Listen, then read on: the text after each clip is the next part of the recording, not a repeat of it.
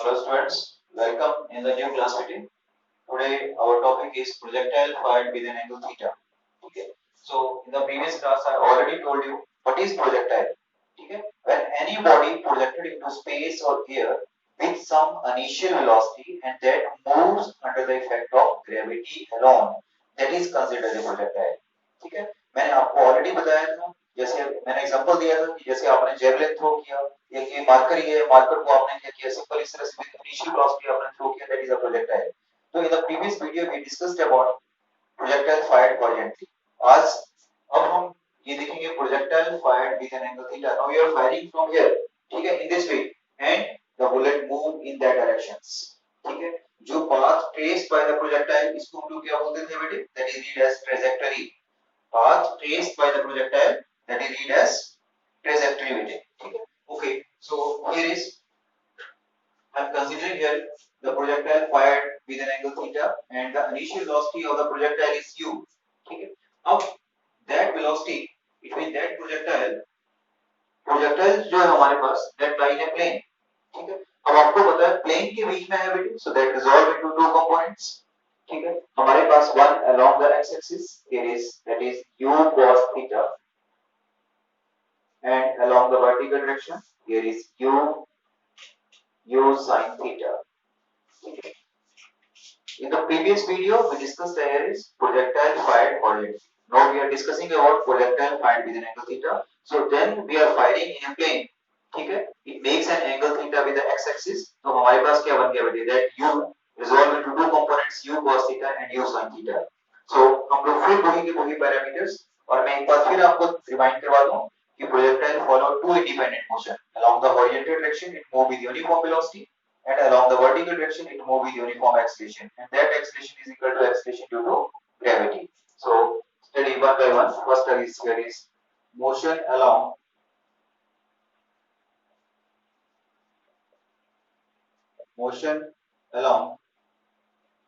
horizontal direction.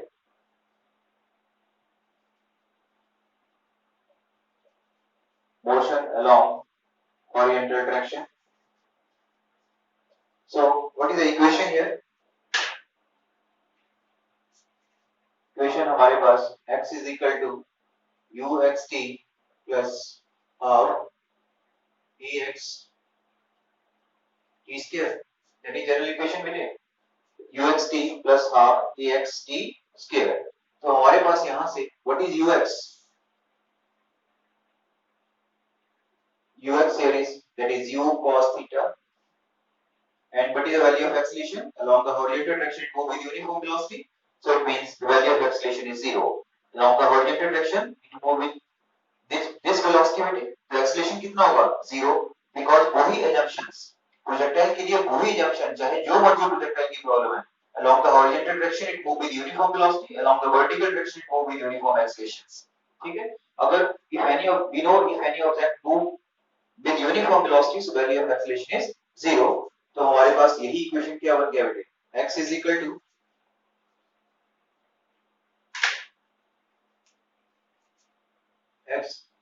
x is equal to u cos theta into t plus 0. So that is equation number 1. Here is second is motion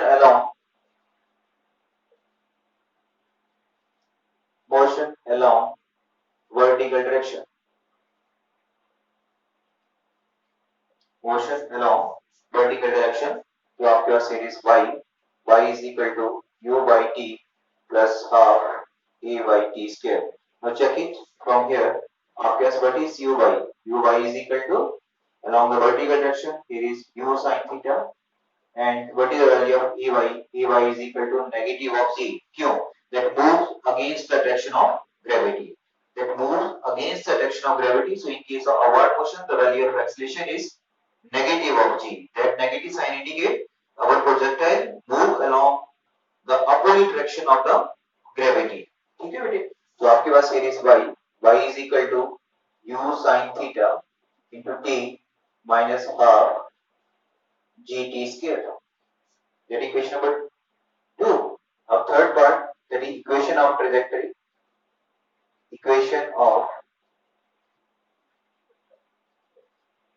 equation of trajectory.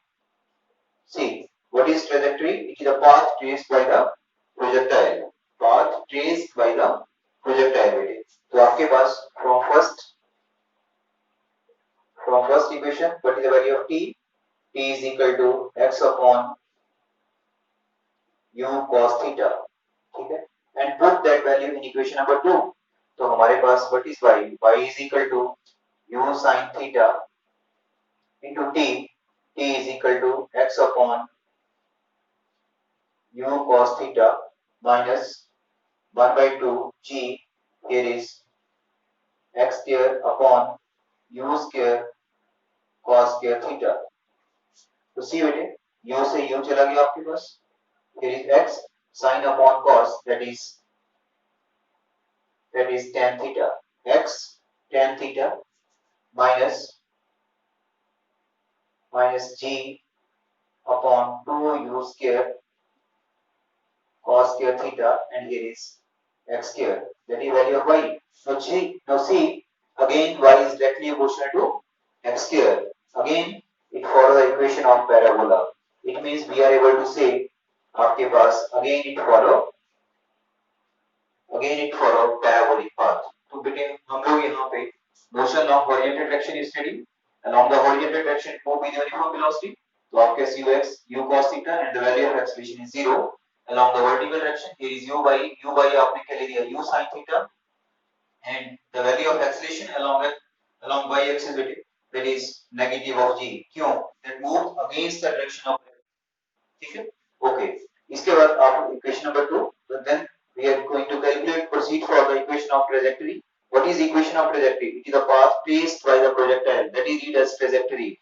तो आपके पास first equation से आपने time की value को निकाला और इस time की वैल्यू को आपने इक्वेशन नंबर सेकंड में रख दिया, और उसके बाद आपको यहाँ से फिर देखने को मिला y is directly proportional to x square. It means again the equation of parabola. So we are able to say the projectile follow parabolic path. Okay, next one. That is fourth parameter is time of flight.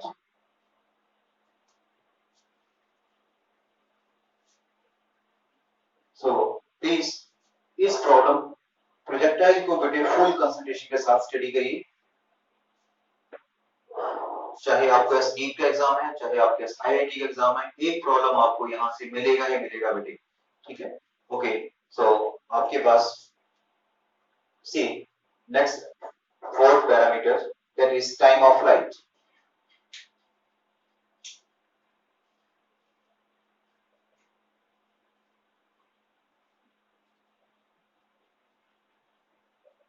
Time of flight, that is t.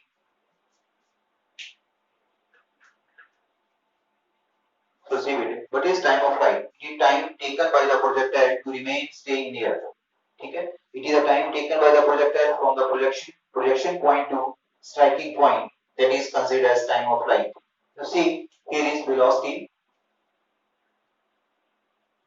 That is the velocity at this point. Here is that is the highest point of journey. That is velocity at this point. यहाँ पे बात करेंगे that is velocity at this point बेटे. Different points मैंने यहाँ पे consider कर लिए A, and that point is considered as series P, and that point is considered as series that is B. That is O. अब C, B, अब means हम लोग यहाँ क्या बोल सकते हैं, velocity along x axis, velocity along y axis. जब आप यहाँ पे हैं, velocity along x axis and velocity along y axis, but at the highest point of journey के ऊपर क्या होगा बेटे, velocity along vertical direction is 0, but along x axis as it is. ठीक है? Highest point, suppose ये marker है, इस मार्कर को मैं ऊपर थ्रो कर रहा हूँ, तो यहाँ से चला, यहाँ पे जाके रुक गया. It means along the vertical direction मैंने इसको थ्रो किया, तो आपके पास क्या होगा, final velocity of the object is equal to 0. But here is not बेटे, यहाँ पे आपके पास क्या है, vertical component of velocity is equal to 0, but not horizontal component. Horizontal component as it is proceed in the forward directions बेटे. ठीक है? Now see, आपके पास अब time of flight, it means time तो total बेटे, यहाँ से लेके यहाँ तक जो time लगेगा, that is read as time of flight.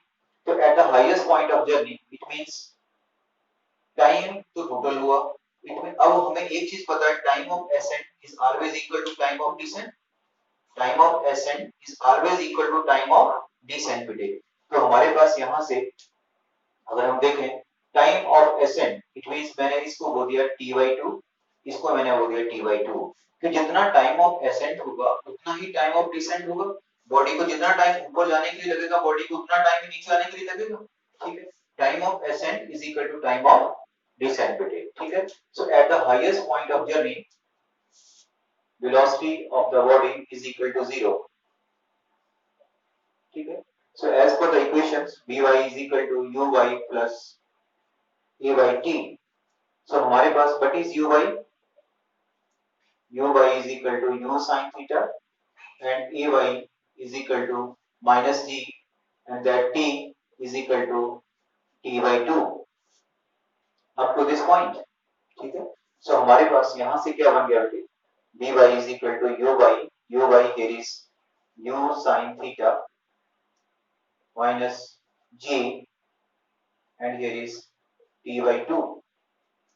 At the highest point of journey, velocity along vertical direction is 0. At the highest point of journey, velocity of the body along the vertical direction is 0 but not along horizontal directions, ठीक है। so आपके पास यहाँ पे क्या आ जाएगा बेटे, हमारे पास that is 0, ठीक है। अब आपके पास यहाँ से क्या बन गया, हमारे पास u sin theta is equal to g t/2. so what is t? T is equal to 2u sin theta upon g.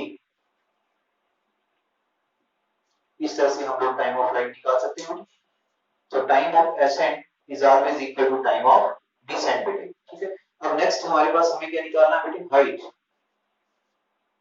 But ये height attained by the projectile, fifth point बेटे, that is height attained by projectile.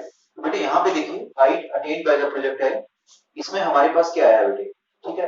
Height किस तरफ है आपके पास, along the vertical direction, so you apply the equation along vertical direction, तो हमारे पास क्या बन गया, y is equal to u by t plus half a by t square. now what is uy? uy आपको पता है, that is u sin theta, t हमारे पास कितना है बेटे, यहाँ तक इस हाइट को ऑब्टेन करने के लिए उसको कितना टाइम लग रहा है, only the time of accent, ठीक है। तो मैंने सिर्फ half of time of light ले ली माइनस 1/2 g t/2 का square, that is value of y। Now what is t? t यहां से क्या था, 2u sin theta upon g, तो मैं यहां से t/2 कितना लिख सकता हूं बेटे, u sin theta upon g। We are able to write, तो यहां पे इस वैल्यू को रख दीजिए, y किसके बराबर है बेटे, h is equal to u sin theta, यहां से हमारे पास क्या बन गया बेटे, u sin theta upon g minus 1/2 g, यहां से आपके पास u sin theta upon g का whole square. Is it clear, ठीक है। तो यहां से आपको देखने को मिला बेटे, that is u square sin square theta upon g minus u square sin square theta upon 2g। तो हमारे पास what is height, that is full value, that is half, it means height हमें क्या मिल गया, that is u square sin square theta upon 2g, that is the height attained by the projectile, ठीक है बेटे। अब हाइट भी आपको मिल गया, अब एक चीज बचा, अब आपने क्या कैलकुलेट करना है, that is horizontal range. Horizontal range, what is horizontal range, it is distance covered by the projectile along horizontal direction, ठीक है।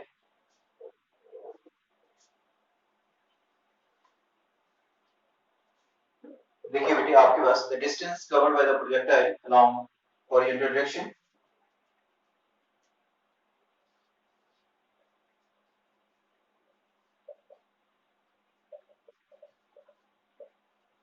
होरिजेंटल रेंज, तो आप लोग इसका डेफिनेशन लिखेंगे, distance covered by the projectile along horizontal direction that is read as a horizontal range, ठीक है।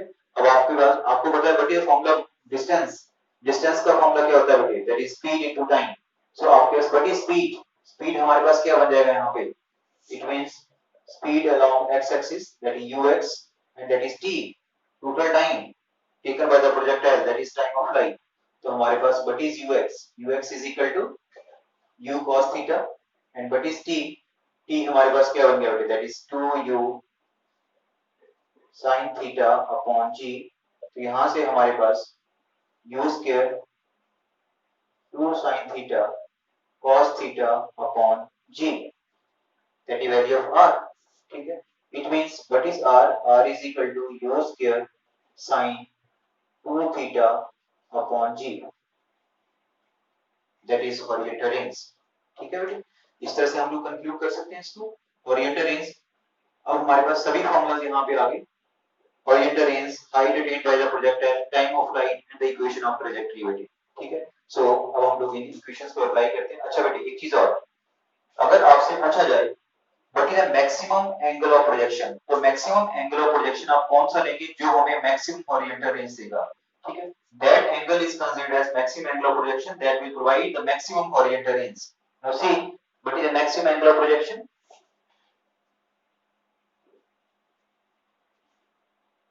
तो आपके पास here is maximum angle of projection बेटे,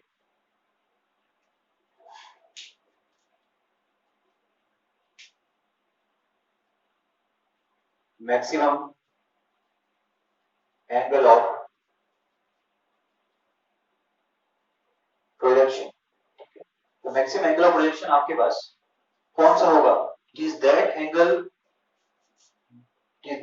of projection which provides maximum horizontal range. तो हमारे पास देखिए r जो है आपके पास कब r मैक्सिमम बनेगा बेटे, r किस कंडीशन में r मैक्सिमम होगा, जब हमारे पास u स्क्वायर कांस्टेंट है, g कांस्टेंट है, जब हमारे पास sin 2 थीटा इज मैक्सिमम। तो sin 2 थीटा इज मैक्सिमम कितना होगा बेटे 1। तो sin थीटा की वैल्यू 1 कहां पे होगी 90 डिग्री के ऊपर। It means we are able to write here is 2 theta is equal to 90, what is theta is equal to 45 degree. ठीक है, so that angle is considered as maximum angle of projection बेटे, maximum angle of projection that provides maximum horizontal range. That angle, जिस angle की help से हमें maximum horizontal range मिल रहा है, that particular angle is called as maximum angle of projection बेटे। ठीक है, ये केस आ गया बेटे। ये केस हमारे पास आता है if we fire with an angle of theta as well as 90 minus theta then the horizontal range is same। ठीक है, तो चलिए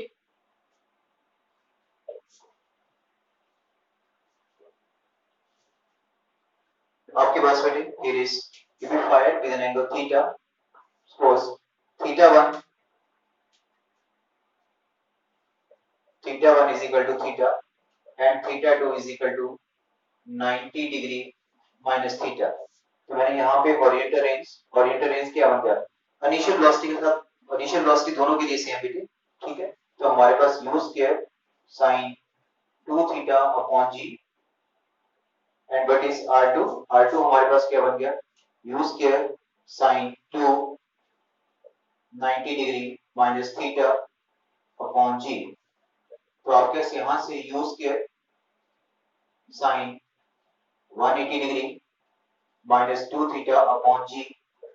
तो आपके मैंने अपनी जो वीडियो लोड की थी मैथमेटिकल टूल्स की ट्रिग्नोमेट्री की रेशियो के रिगार्डिंग बेटी, तो देखिए sin 180 माइनस 2 थीटा, वहां पे मैंने एक्सप्लेन किया है इस चीज को। आपके even multiple of 90 degree ratio will be same, तो साइन का साइन रहेगा बेटी, साइन का साइन, एंगल हमारे पास 2 थीटा, अभी प्लस होगा minus that like the second quadrant में हमारे पास साइन क्या होता है पॉजिटिव, तो use square sin theta upon g। now check it, r1 and r2 both are equal, it means if we fire with an angle theta as well as 90 degree minus theta then we get same horizontal range। ठीक है, is it clear बेटे? Okay, तो आपको शायद ये मेरी बात समझ आई होगी बेटे। देखो हमारे पास जो common formulas time of flight क्या बना बेटे 2u sin theta upon g, height हमारे पास क्या बना u square sin square theta upon 2g, और हमारे पास रेंज क्या बना बेटे u square sin 2 theta upon g। ठीक है, यहां से हमने सीखा मैक्सिमम एंगल ऑफ प्रोजेक्शन कौन सा होगा जिससे हमें मैक्सिमम होरिजेंटल रेंज मिलेगा। तो मैक्सिमम होरिजेंटल रेंज आपको किसके साथ मिल रहा है बेटे, maximum horizontal range, it is that angle which provides maximum horizontal range। ठीक है, that is considered maximum angle of projections। so we हमने कैलकुलेट किया वो वैल्यू कितनी है हमारे पास theta is equal to 45 degree. ठीक है, उसके बाद हमने देखा if we fire with an angle theta as well as 90 degree minus theta in both cases we get same oriented range. ठीक है, आई होप मेरी बात आपको समझ आई होगी। और बेटे प्लीज जो बात आपको मेरी समझ नहीं आती है, ठीक है, अब हाँ, इसके जो न्यूमेरिकल प्रॉब्लम्स हैं, कॉन्सेप्चुअल प्रॉब्लम है, अभी मैं इसको नेक्स्ट वीडियो में लोड करूंगा बेटे, ठीक है। और आपको जो बात नहीं समझ आती आपने कमेंट की फॉर्म में मुझे बताना है, और मेरे लिए पॉजिटिव एनर्जी वही है इस मेहनत करने के पीछे बेटे, अगर आपका लाइक और सब्सक्रिप्शन मुझे मिलता रहे, ठीक है, तो मतलब मुझे उतना ही पॉजिटिव एंथुसियाज्म के साथ मैं काम कर पाऊंगा, कि मुझे वहां से लगेगा आपके लाइक के साथ, आपकी सब्सक्रिप्शन के साथ कि आपको मेरी बात समझ आ रही है बेटे, ठीक है। Okay, thank you very much बेटे।